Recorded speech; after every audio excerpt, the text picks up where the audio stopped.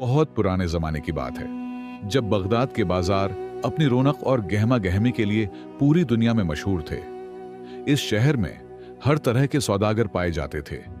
कोई रेशम बेचता था, कोई खुशबुएं और कोई चीन व अरब से लाए हुए नायाब तोहफे। लेकिन इसी बाजार के एक गोशे में, जहां शौर वो गल जरा कम था, एक नौजवान ने एक ऐसी दुकान किराए पर ली जिसने पूरे शहर में हैरत की लहर दौड़ा दी। इस नौजवान का नाम मंसूर था। मंसूर एक आलम फाजिल घराने से ताल्लुक रखता था, मगर हालात की गर्दिश ने उसे गरीब कर दिया था। उसके पास बेचने के लिए न तो माल व दौलत थी और न ही कोई कीमती सामान, लेकिन उसके पास एक ऐसी चीज थी जिसे उस दौर के लोग भूल चुके थे, यानी हिकमत। मंसूर ने अपनी छोटी सी दुकान की सफाई की, फर्श पर चटाई बिछाई और दुकान के दरवाजे पर एक बड़ी सी तख्ती लटका दी जिस पर मोटे हरूफ में लिखा था, खामोशी बराए फरोख्त, 1 दिरहम में 1 घंटा। पहले दिन जब लोगों ने यह तख्ती पढ़ी तो वो हक्का बक्का रह गए। बाजार से गुजरने वाले एक दूसरे को कहनी मारकर कहते, देखो यार, लगता है उस बेचारे का दिमाग चल गया है। भला खामोशी भी कोई बेचने की चीज है? खामोशी तो मुफ्त मिलती है, बस जबान बंद करो और खामोश हो जाओ। कुछ शरारती नौजवान दुकान के सामने रखकर मंसूर का मजाक उड़ाते। एक ने हिंसते हुए पूछा, ऐ सौदागर, अगर मैं तुम्हें 2 दिरहम दूं तो क्या तुम मुझे 2 घंटे तक अपनी दुकान में कैद रखोगे? मंसूर उनकी बातों का बुरा नहीं मानता था। वो अपनी जगह पर निहायत सुकून और इत्मीनान से बैठा रहता। उसके चेहरे पर एक अजीब सी मुस्कुराहट और आंखों में गहरी चमक थी। वो सिर्फ इतना कहता, भाइयों, आज तुम हंस रहे हो क्योंकि तुम्हारे पास बोलने के लिए बहुत कुछ है, मगर याद रखो, जिंदगी में एक वक्त ऐसा आता है जब इंसान अपने कहे हुए एक एक लफ्ज को वापस लेने के लिए अपनी सारी दौलत कुर्बान करने को तैयार हो जाता है। मेरी खामोशी इन लोगों के लिए है जो अपनी जबान के जख्मों से थक चुके हैं। दिन गुजरते गए, मगर मंसूर की दुकान पर कोई गाहक न आया। मंसूर के पास खाने को कुछ ना था, वो फाकों से था, मगर उसका तवक्कुल अल्लाह पर था। वो जानता था कि उसके इस अनोखे कारोबार की जरूरत किसी न किसी को जरूर पड़ेगी। इसी शहर में एक बहुत बड़ा गला ताजिर रहता था जिसका नाम सैफुद्दीन था। सैफुद्दीन बेपनाह दौलत का मालिक था, मगर उसकी एक बहुत बड़ी कमजोरी थी, उसका गुस्सा।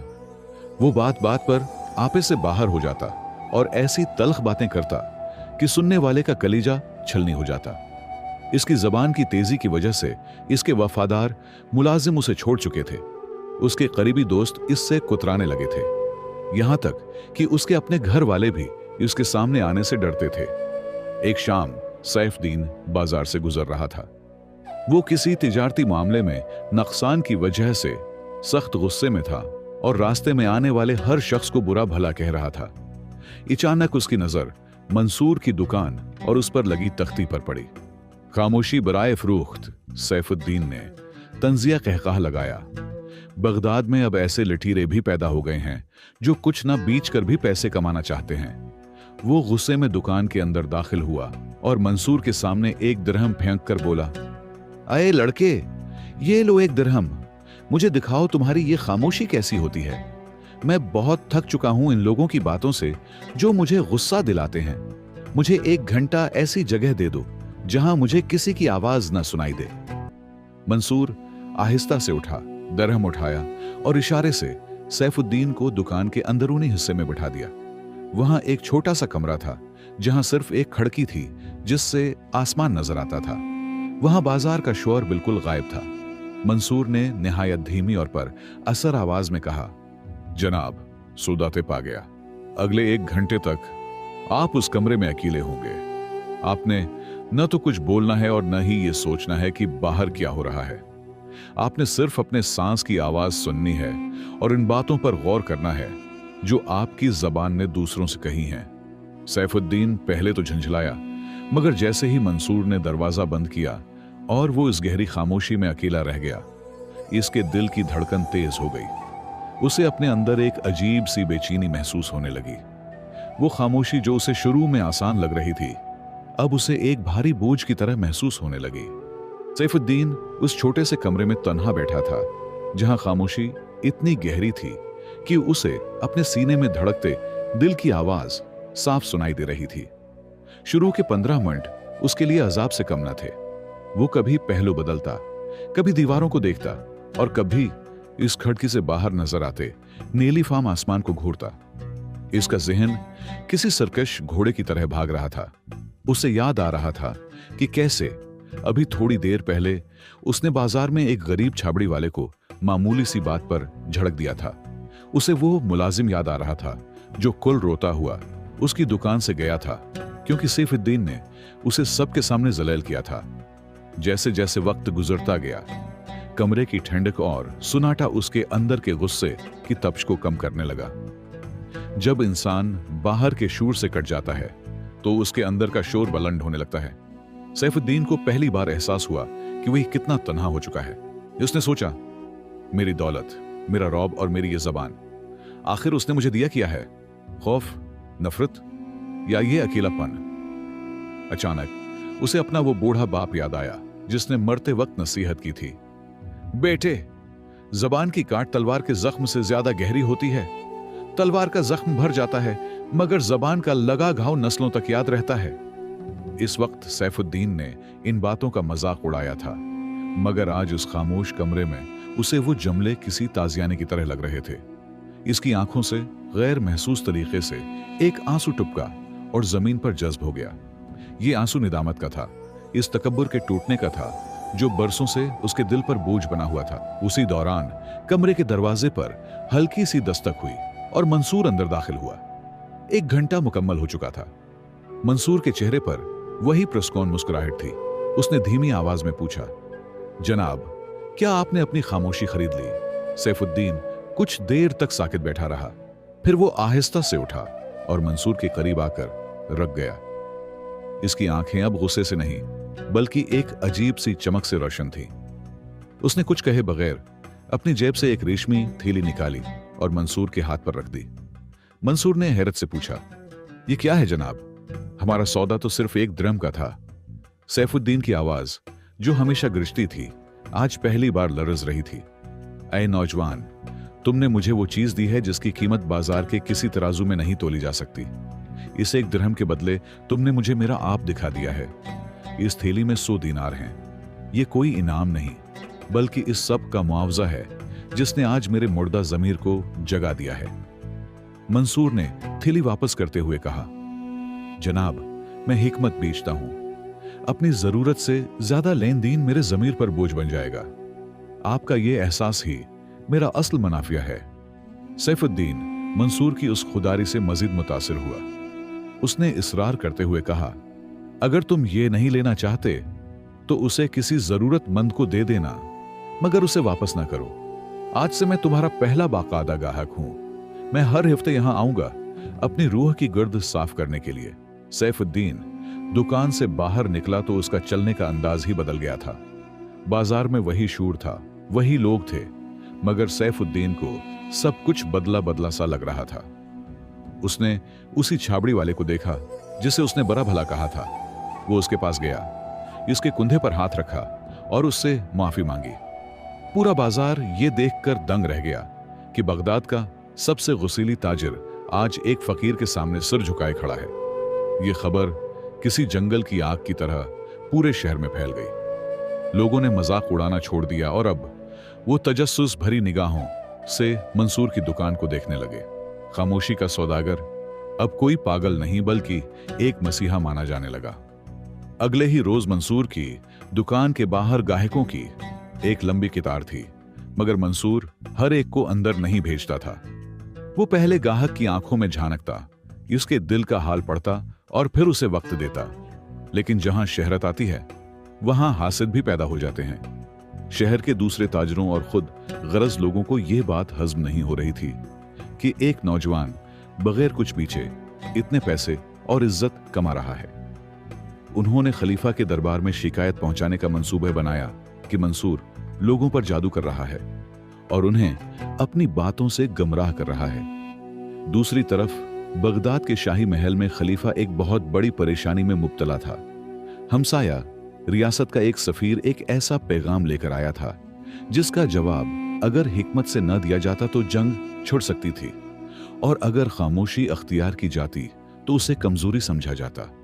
खलीफा के वजीरों और मुशीरों के पास कोई हल न था। इसी परेशानी के आलम में खलीफा को खामोशी के सौदागर का इल्म हुआ। बगदाद की फिजाओं में अभी सैफुद्दीन की तब्दीली के किस्से गूंज ही रहे थे कि एक सुबह मंसूर की छोटी सी दुकान के सामने शाही घोड़ों के टापों की आवाज सुनाई दी। बाजार के लोग सहम कर पीछे हट गए। शाही सिपाहियों के दस्ते ने दुकान को घेर लिया। दस्ते का सरदार आगे बढ़ा और गरजती हुई आवाज में पुकारा, ए मंसूर, तुम्हें खलीफा वक्त ने फौरन दरबार में तलब किया है। तुम पर शहर के निजाम में बिगाड़ पैदा करने और लोगों को जादू के असर में लेने का इल्जाम है। मंसूर, जो हमेशा की तरह शांत था, अपनी जगह से उठा। उसके चेहरे पर डर का नामो निशान तक न था। उसने अदब से अपनी पगड़ी ठीक की और कहा, खलीफा का हुक्म सर आंखों पर, मैं हाजिर हूं। लोगों की भीड़ पीछे पीछे चल पड़ी। हसद रखने वाले ताजिर खुश थे कि अब मंसूर का ठिकाना जिंदान होगा, जबकि सैफुद्दीन जैसे लोग फिक्रमंद थे कि नेकी के बदले मंसूर को ये सिला मिल रहा है। जब मंसूर दरबार खिलाफत में पहुंचा तो वहां का मंजर ही भयावह था। खलीफा हारून और रशीद अपने तख्त पर विराजमान थे और उनके इर्द गिर्द बड़े बड़े वजीर और उल्मा मौजूद थे। तख्त के सामने एक विदेशी दूत खड़ा था, जिसके तेवर बता रहे थे कि वो कोई मामूली पैगाम लेकर नहीं आया। खलीफा ने गजबनाक निगाहों से मंसूर को देखा और कहा, नौजवान, हमने सुना है कि तुम बाजार में खामोशी बेचते हो और दावा करते हो कि उसमें बड़ी हिकमत है। हमारे सामने एक ऐसा मसला आ खड़ा हुआ है जहां बड़े बड़े दानिशमंदों की जबानें गूंगी हो गई हैं। अगर तुम्हारी खामोशी में वाकई कोई वजन है तो साबित करो, वरना इस ढोंग की तुम्हें सख्त सजा दी जाएगी। मंसूर ने अदब से सर झुकाया और कहा, अमीरुल मोमिनीन, हुक्म फरमाइए। खलीफा के इशारे पर दूत ने अपना मुतालबा दोहराया।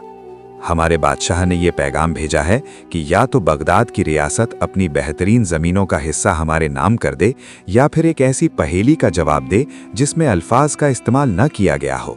अगर जवाब न मिला तो इसे तौहीन समझा जाएगा और हमारी फौजें सरहद पार कर देंगी। दूत ने मिट्टी के 3 एक जैसे बुत रख दिए। देखने में वे बिल्कुल एक जैसे थे। वजन, रंग और बनावट में रत्ती भर भी फर्क नहीं था। उसने कहा, इन तीनों में से एक बेहतरीन है, एक औसत और एक बिल्कुल बेकार। बिना बोले और बिना इन्हें नुकसान पहुंचाए साबित कीजिए कि कौन सा कौन है। दरबार में सन्नाटा छा गया। वजीर एक दूसरे का मुंह ताकने लगे। कोई उन्हें छू कर देखता, कोई तौलता, मगर सब नाकाम रहे। जब कोई हल न निकला तो खलीफा ने मंसूर की ओर देखा। अब तुम्हारी बारी है, ऐ खामोशी के सौदागर। मंसूर आगे बढ़ा। उसने खलीफा से एक बारीक तिनके की इजाजत मांगी। उसने पहले बुत के कान में वो तिनका डाला। तिनका एक कान से होकर दूसरे कान से बाहर निकल आया। मंसूर खामोश रहा। फिर उसने दूसरे बुत के कान में तिनका डाला। इस बार तिनका कान से भीतर गया और मुंह से बाहर निकल आया। मंसूर अब भी खामोश रहा। आखिर में उसने तीसरे बुत के कान में तिनका डाला। तिनका भीतर गया, मगर कहीं से बाहर न निकला, बल्कि उसी के अंदर रह गया। मंसूर ने तिनका एक तरफ रखा और बेहद ठहराव के साथ कहा, अमीरुल मोमिनीन, पहला बुत उन लोगों की मिसाल है जो एक कान से सुनते हैं और दूसरे से निकाल देते हैं। ऐसे लोग बेकार होते हैं, नसीहत का उन पर कोई असर नहीं होता। दूसरा बुत उन लोगों का है जो सुनी हुई बात को बिना सोचे समझे आगे पहुंचा देते हैं, चाहे वो सच हो या झूठ। ये लोग खतरनाक और फितना फैलाने वाले होते हैं। लेकिन तीसरा बुत सबसे बेहतरीन इंसान की निशानी है। वो सुनता है, बात को अपने भीतर उतारता है, उस पर गौर करता है और खामोशी के साथ उसकी हिफाजत करता है। ऐसे ही लोगों के सीने में हिकमत के राज महफूज रहते हैं। दूत का चेहरा फक हो गया। उसने कभी सोचा भी न था कि बगदाद के एक मामूली दुकानदार के पास इतनी गहरी बसीरत होगी। उसने हार मान ली। जंग का खतरा टल गया और खलीफा का सिर फख्र से ऊंचा हो गया। खलीफा ने मंसूर को पास बुलाया और कहा, नौजवान, आज तुमने अपनी खामोशी और बसीरत से हजारों जानें बचा ली हैं। मांगो, क्या मांगते हो? सोना, चांदी या कोई बड़ा ओहदा? मंसूर मुस्कुराया और बोला, अमीरुल मोमिनीन, एक दरवेश को सोने की क्या जरूरत? मेरी दुकान ही मेरा तख्त है। बस इतनी इजाजत दीजिए कि मैं लोगों को खामोशी का हुनर सिखाता रहूं, क्योंकि जब अल्फाज खत्म हो जाते हैं तभी हकीकतें शुरू होती हैं।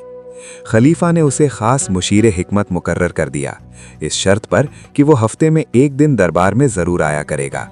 मंसूर वापस अपनी दुकान पर लौट आया, मगर अब वो सिर्फ एक दुकानदार नहीं था, वो बगदाद का सबसे इज्जतदार इंसान बन चुका था। लेकिन अभी इम्तिहान खत्म नहीं हुआ था। मंसूर की बढ़ती हुई इज्जत ने खलीफा के बड़े वजीर जाफर के दिल में हसद की आग भड़का दी थी। जाफर ने सोचा, अगर ये लड़का इसी तरह खलीफा के करीब रहा तो एक दिन मेरी वजारत छिन जाएगी। उसने मंसूर को रास्ते से हटाने के लिए एक ऐसा खतरनाक जाल बुनना शुरू कर दिया जिसमें मंसूर की जबान ही उसकी सबसे बड़ी दुश्मन बनने वाली थी। मंसूर की दानिशमंदी ने उसे खलीफा हारून अल रशीद का मंजूर नज़र बना दिया था। अब हर अहम फैसले से पहले खलीफा मंसूर से मशवरा करना जरूरी समझते, लेकिन महल की दीवारों के पीछे हसद का जहर तेजी से फैल रहा था। वजीर आजम जाफर, जो सालों से सल्तनत के स्याह और सफ़ेद का मालिक था, मंसूर की इस मकबूलियत को अपनी ताकत के लिए खतरा समझने लगा। जाफर ने अपने मुतमक्किन खास से कहा, ये लड़का जादूगर नहीं तो और क्या है, जिसने खलीफा को अपनी खामोशी के शहर में जकड़ लिया है।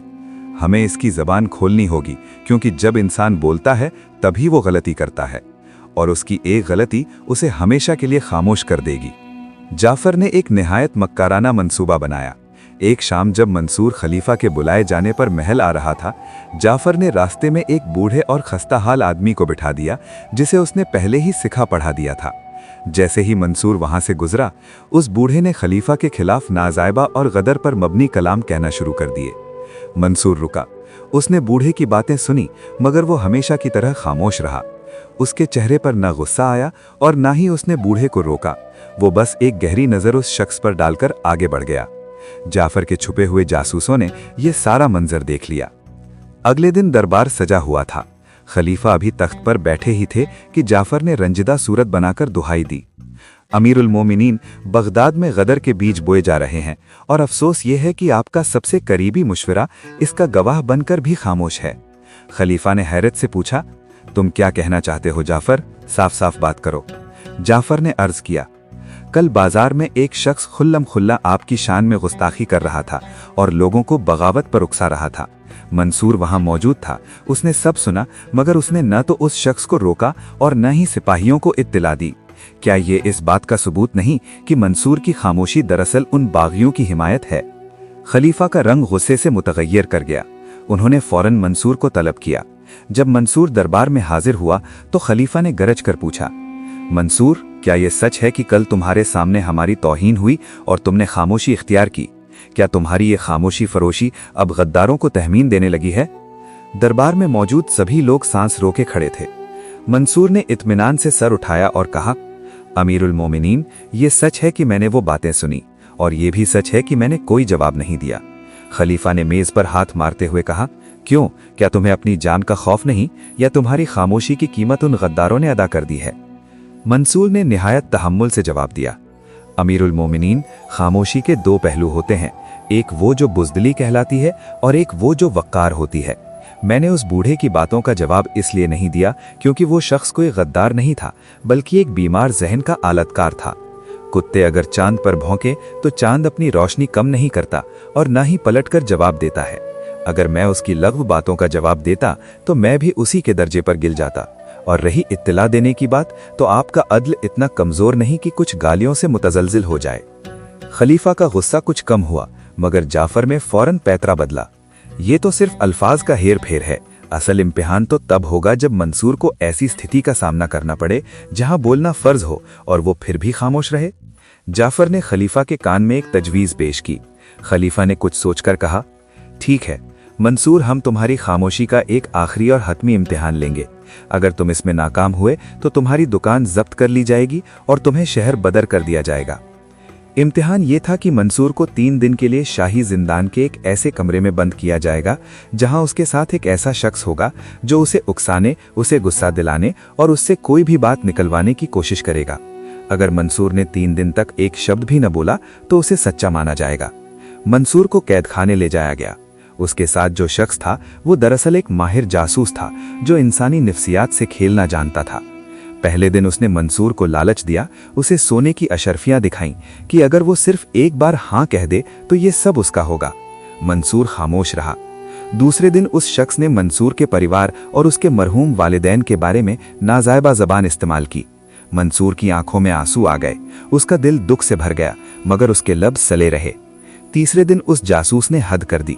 उसने मंसूर को बताया कि उसकी गैर मौजूदगी में उसकी दुकान को आग लगा दी गई है और उसकी बूढ़ी माँ, जो दरअसल मंसूर की जिंदगी का कुल सरमाया थी, उसे महल से निकाल दिया गया है। ये सुनकर मंसूर के मुक्के भिंच गई, उसकी सांस तेज हो गई और वो बोलने ही वाला था कि उसे अपने कहे हुए अल्फाज याद आए। जब इंसान बोलता है तभी वो गलती करता है। सूरज ढलने वाला था। 3 दिन पूरे होने में सिर्फ कुछ मिनट बाकी थे। क्या मंसूर ये आखिरी बार सहन कर पाएगा या जाफर की साजिश उसे शिकस्त दे देगी? जिंदा के उस तारीक कमरे में सूरज की आखिरी किरणें दीवार के एक छोटे से सुराख से अंदर झांक रही थीं। 3 दिन और 3 रातों की लंबी अजियत अपने इख्तिताम पर थी। मंसूर का जिस्म नाकाहत से चूर था, मगर उसकी असली जंग जिस्म से नहीं, रूह से थी। जब जासूस ने उसे उसकी माँ और दुकान की बर्बादी की झूठी खबर सुनाई, तो मंसूर के अंदर एक तूफान बरपा हो गया। उसे महसूस हुआ कि उसका गला सूख रहा है और अल्फाज चीख बनकर बाहर निकलना चाहते हैं। जासूस ने आखिरी वार किया, मंसूर, अब भी वक्त है। सिर्फ एक बार मदद के लिए पुकारो, मैं तुम्हें यहां से निकाल दूंगा। तुम्हारी खामोशी तुम्हें सब कुछ लुटाकर क्या देगी? देखो, तुम्हारी मेहनत की कमाई राख हो रही है। मंसूर ने अपनी आंखें बंद कर लीं और तसव्वुर में अपनी माँ की वो नसीहत याद की, बेटे, अल्लाह हर चीज का गवाह है और जो सब्र करता है अल्लाह उसके साथ होता है। उसने अपने दांत भींच लिए और अपने दिल में जिक्र इलाही शुरू कर दिया। उसकी खामोशी अब एक ढाल बन चुकी थी जिसे कोई झूठ तोड़ नहीं सकता था। अचानक जिंदान का भारी दरवाजा एक जोरदार आवाज के साथ खुला। खलीफा हारून अल रशीद, वजीर जफर और दरबार के अय्यान व अंसार अंदर दाखिल हुए। जासूस ने सर झुकाकर इत्तेफाक किया, अमीरुल मुमिनीन, मैं हार गया। मैंने हर वो हरबा इस्तेमाल किया जो किसी भी इंसान को पागल कर सकता है, मगर ये नौजवान किसी चट्टान की तरह अपनी जगह पर कायम रहा। उसके होठों से एक आह तक नहीं निकली। खलीफा ने मंसूर की तरफ देखा, जिसकी आंखों से आंसू जारी थे, मगर चेहरा पुरसुकून था। खलीफा ने उसे गले लगाया और कहा, मंसूर, हमें माफ कर दो। हमने तुम्हारे सब्र को आजमाने के लिए एक कठिन रास्ता चुना। तुम्हें जो खबर सुनाई गई वो महज एक झूठ था। तुम्हारी माँ और दुकान दोनों सुरक्षित हैं। मंसूर ने एक लंबी सांस ली और 3 दिन बाद पहली बार अपनी जबान खोली। उसकी आवाज में ऐसी मिठास और गहराई थी कि पूरे कमरे में सहर तारी हो गया। उसने कहा, अमीरुल मुमिनीन, जब दिल में यकीन की शमा जल रही हो तो बाहर के तूफान उसे बुझा नहीं सकते। मैंने खामोशी इसलिए अपनाई नहीं कि मुझे अपनी दुकान बचानी थी, बल्कि इसलिए कि मुझे अपना ईमान बचाना था। ये देखकर जफर का चेहरा जर्द पड़ गया। उसकी तमाम साजिशें धरी की धरी रह गईं। खलीफा मुड़े और जफर की तरफ गजबनाक नजर से देखा। जफर, तुमने एक नेक इंसान पर गद्दारी का इल्जाम लगाया और हमें गुमराह करने की कोशिश की। तुमने रियासत के वसाइल को एक निजी हसद की भेंट चढ़ाया। क्या तुम्हारे पास अपनी सफाई में कहने के लिए कुछ है? जफर के पास अब कहने को कुछ नहीं था। उसने बोलना चाहा, मगर उसकी जबान उसका साथ नहीं दे रही थी। खलीफा ने फैसला सुनाया, जिस जबान ने जहर उगला उसे अब खामोशी की सजा मिलनी चाहिए। जफर को उसकी वजारत से माजूल किया जाता है और उसे उन्हीं 3 दिनों के लिए कैद तन्हाई में भेजा जाता है जहां मंसूर ने वक्त गुजारा। दरबार में मौजूद लोग मंसूर की इस अजीम फतह पर अशश कर उठे। खलीफा ने मंसूर को मुखातिब करके कहा, मंसूर, जफर की जगह अब तुम्हारी है। हम तुम्हें अपना वजीर आजम मुनासिब करते हैं। तुम्हारी हिकमत और खामोशी अब इस पूरी सल्तनत के फैसलों में हमारी रहनुमाई करेगी। पूरे दरबार ने इस फैसले की ताईद में नारे बुलंद किए, मगर मंसूर के चेहरे पर कोई फख्र या तकब्बुर नहीं आया। वो खामोशी से सुनता रहा। जब शोर थमा तो उसने निहायत आजजी से कहा, अमीरुल मुमिनीन, आपकी जर्रा नवाजी का शुक्रिया, लेकिन मैं इस मनसब के लायक नहीं। मैं एक सादा सा इंसान हूं जो बाजार के शोर में लोगों को सुकून बांटता है। अगर मैं महल की दीवारों में कैद हो गया तो वो आम लोग कहाँ जाएंगे जिन्हें अपनी तलखियों का इलाज ढूंढना है? मुझे मेरी वही छोटी सी दुकान लौटा दें। वही मेरा तख्त है और वही मेरी सल्तनत है। खलीफा हैरान रह गए। मंसूर, लोग इस मनसब के लिए अपनी जानें कुर्बान कर देते हैं और तुम इसे ठुकरा रहे हो। मंसूर ने जवाब दिया, अमीरुल मुमिनीन, असल अहद वो है जो दिलों पर हुकूमत करे और असली खामोशी वो है जो हक के सामने सर झुका दे। खलीफा ने मंसूर की इस बेनियाजी को देखकर उसे एक और कीमती इनाम दिया, एक ऐसा इनाम जिसकी वजह से मंसूर की शोहरत रहती दुनिया तक कायम रहने वाली थी। खलीफा हारून रशीद मंसूर की बेनियाजी और दरवेशाना सिर्फ देखकर इस कदर मुतासिर हुए कि उन्होंने हुक्म दिया, अगर मंसूर वजारत कबूल नहीं करता तो उसे वो इनाम दिया जाए जो आज तक किसी को नहीं मिला। बगदाद के शाही कुतुब खाने बैतुल हिकमत के सामने एक आलीशान इमारत तामीर की जाए जिसका नाम मदरसे खामोशी रखा जाए और मंसूर उसका ताहयात निगरान होगा। खलीफा ने मंसूर को एक सुनहरी कलम और एक कदीम बयाज डायरी तोहफे में दी और कहा, मंसूर, तुमने अपनी खामोशी से हमें बहुत कुछ सिखाया। अब हम चाहते हैं कि तुम अपनी इस हिकमत को कलम बंद करो ताकि आने वाली नस्लें जान सकें कि सच्चाई का रास्ता क्या है। मंसूर अपनी दुकान पर वापस आ गया, मगर अब वो दुकान एक मदरसे की शक्ल इख्तियार कर चुकी थी। वहां अब सिर्फ खामोशी नहीं बेची जाती थी, बल्कि वहां जिंदगी के वो गुर सिखाए जाते थे जो इंसान को अंदरूनी तौर पर मजबूत बनाते थे। मंसूर के मदरसे में हर तबके के लोग आते। अमीर अपनी अना छोड़ने आता, गरीब अपना गम बांटने आता और आलिम अपनी मालूमात को हिकमत में बदलने का फन सीखने आते। कुछ साल गुजर गए। मंसूर अब बूढ़ा हो चला था, मगर उसके चेहरे का नूर पहले से ज्यादा बढ़ गया था। एक दिन उसका पहला गाहक सैफुद्दीन, जो अब बगदाद का एक निहायत रहमदिल और सखी ताजिर बन चुका था, उसके पास आया। सैफुद्दीन ने पूछा, ए हिकमत के सौदागर, आपने पूरी जिंदगी खामोशी की तालीम दी। अब जबकि आपका आखिरी वक्त करीब मालूम होता है, हमें कोई ऐसा निचोड़ बताइए जिसे हम अपनी जिंदगी का दस्तूर बना लें। मंसूर ने वो सुनहरी कलम उठाया और उस बयाज के आखिरी सफ़े पर 3 सतरें लिखीं जो आज भी दानिशमंदों के लिए मशअले राह हैं। पहला सबक, जब तुम्हारे पास ऐसे अल्फाज ना हों जो खामोशी से ज्यादा खूबसूरत हों तो खामोश रहो। दूसरा सबक, अपनी जबान को अपने दिल के पीछे रखो। नादान बोलता है फिर सोचता है, जबकि दाना सोचता है फिर बोलता है। तीसरा सबक, दुनिया का सबसे बड़ा सौदा वो है जिसमें तुम अपनी अना बेचकर खुदा की रजा खरीद लो। मंसूर ने वो बयाज बंद की और गहरी सांस लेते हुए कहा, लोग समझते थे कि मैं खामोशी बेचता हूं, हालांकि मैं तो सिर्फ उन्हें उनके अपने आप से मिलवाता था। जब इंसान बोलना बंद करता है तभी खुदा की आवाज सुनाई देती है। उस शाम जब सूरज गुरूब हो रहा था और बगदाद की मसाजिद से अज़ाने मगरिब की सदाएं बुलंद हो रही थीं, मंसूर ने दाई अजल को लब्बैक कहा। उसके चेहरे पर वही मुस्कुराहट थी जो पहली बार दुकान खोलते वक्त थी। पूरे बगदाद में कहराम मच गया। जनाजे में खुद खलीफा और हजारों आम शहरी शरीक हुए और सबकी आंखें अश्कबार थीं। मंसूर के मरने के बाद उसकी वो बयाज किताब शाही कुतुब खाने की सबसे कीमती किताब मानी गई।